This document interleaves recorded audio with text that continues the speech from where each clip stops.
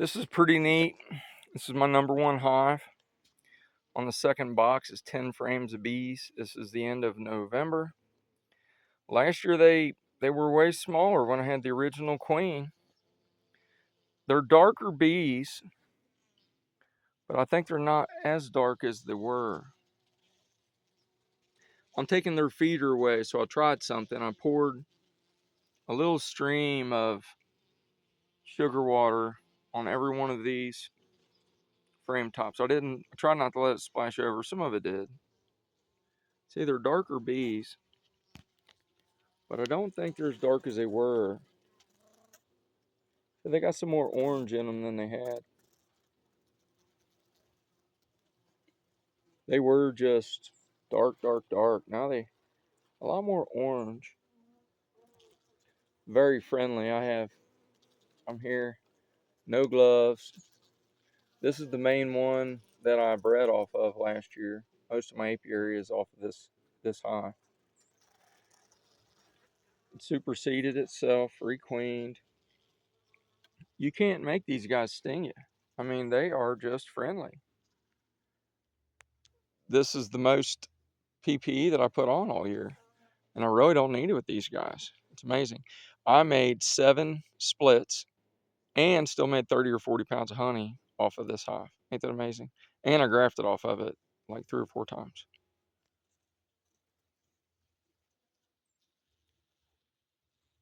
When you get a good hive and you want all your other bees to be like this, you go ahead and breed off of it. This is a beetle trap. I've learned they get hooked up a little bit and the beetles hide underneath here. What I like to do is come along here and crush them. Beetles will be hiding underneath there sometimes. You hear them crunching.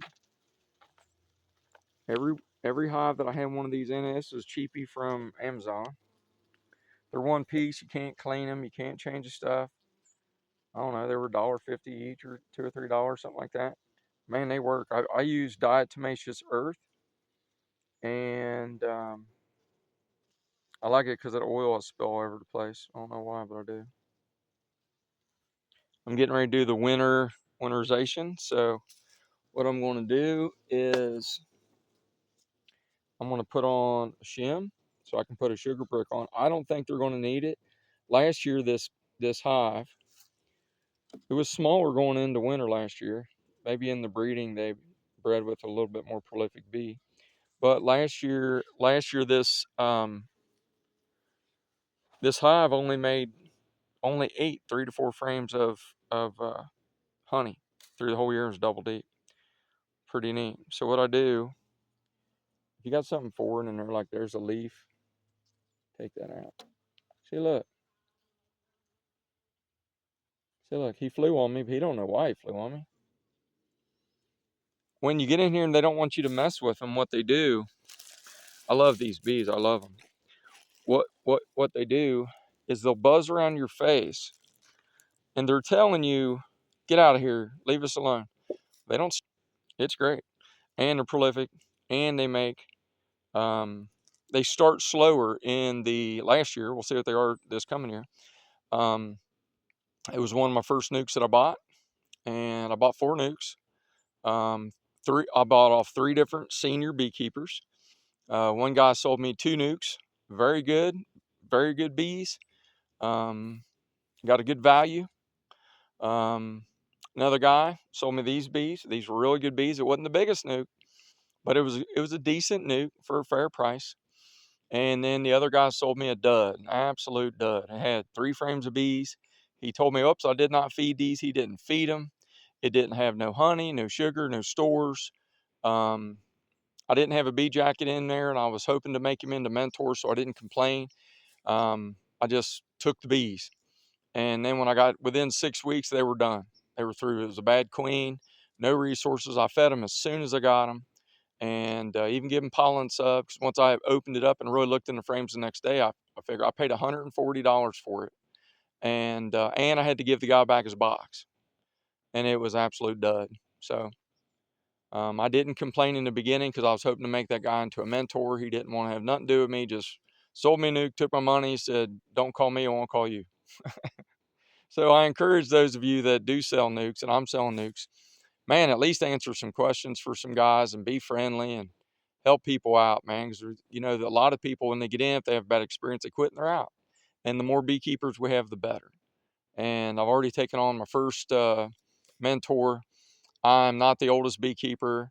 This is the completion of my second year, but I have been putting myself in this, learning as hard as I could.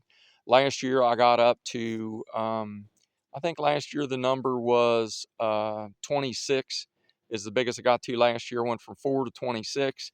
I graph my own queens. I mark my own queens by hand. I'm going to develop this into a sideline business where I can pay some of my bills. And this, I'm on my way to between 100 and 200 hives. Last year I made 25 queens. This year I made 36 queens. So far in 2 years, I have made 61 queens in different ways. Some are grafting, some are splitting in all different ways, whether it's walk away, cutting out cells, moving swarm cells from, or supersedure cells accidentally from one to another to make more queens. Um, I learned a ton, and I can definitely teach people the basics this year coming. You know, 'cause who has more experience? A guy that's had six hives for 4 years, or a guy that's had, you know, 30 hives for 2 years? You know, you ask yourself that. I think a lot of it has to do with repetition. Seasons do matter, and how many years that you've seen the seasons come through that do teach you about the flow of the year and when to do this and when to do that. And I'm determined to absolutely be great at this. I love it. It's fun, and if you need help, I will gladly help you. Um, I have learned how to get bees through winter very well. I learned it off a friend of mine. The key to it is to have lots of stores, have clean bees that are not full of mites, that they are disease free, and we use a condensing lid. What that is you put insulation in the front. Now look, the bees did all these nooks and crannies. See all those holes? Daggone bees did all that. So I don't know what they stored up in there. They've stored something up in there. See, I don't know what that stuff is. They stored something in there. Probably propolis. What you do is I like to put in 2 layers of insulation in these lids. These fell out. I put 2 layers deep, and there's the thing on ladybugs.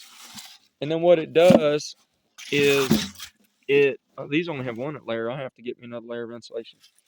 Um, what you do is you put 2 layers of insulation in there, and then what happens when the heat and the cold are not so drastic on that piece of wood, and it don't make condensation on the top, it makes it on the sides. The bees need liquid, so they'll go to the side and they will eat the water. What they don't use goes down to the bottom instead of raining down on your bees, which kills bees. And I learned that off a friend of mine named Ken, super smart guy. He runs about 80 or 100 hives, and he was gracious enough to teach me. And I'm just simple enough to listen to this guy because he's really smart. The condensing hive, I don't put any hole in the top. I don't put any ventilation. He told me if that's such a great idea, why don't we put ventilation at the top of our house? I thought, well, that's right. So I go with condensing hive. Last year we had about a 95% success rate, and it worked great. And I'm gonna do it again this year. I think it's the way to go. It makes sense to me. I hope my videos have helped you. Check out my YouTube station. Most of my videos are pretty short, 5 to 10 minutes. Check it out. Give me a like, subscribe, help a guy out, and be blessed.